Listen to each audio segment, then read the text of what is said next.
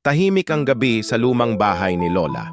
Ako lang mag-isa, nagbabasa ng lumang libro habang ang kandila sa mesa ang tanging liwanag.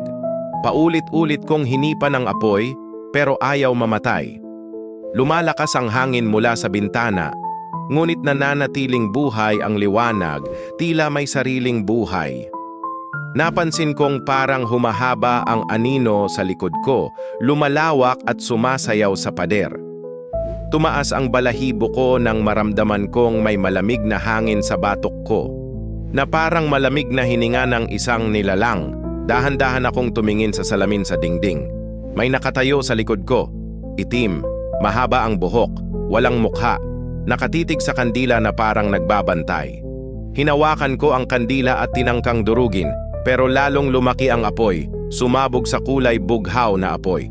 Ang anino sa salamin ay gumagalaw, papalapit sa akin, habang parang tumatawa ng mahina, isang tawa na nagpapakilabot. Napaluhod ako, nanginginig, habang ang kandila ay nagliyab ng bughaw na apoy na unti-unting nilamon ang paligid. Unti-unti akong nilamon ng dilim hanggang wala nang naiwan kundi ang apoy ng kandila na naglalagablab sa mesa. Kinaumagahan, natagpuan ng mga kapitbahay ang mesa, may kandila pa rin, walang natirang bakas ng tao. Mula noon, sino man ang magtangkang patayin ang kandila, naririnig ang mahina at malamig na tawa na bumabalot sa dilim ng bahay.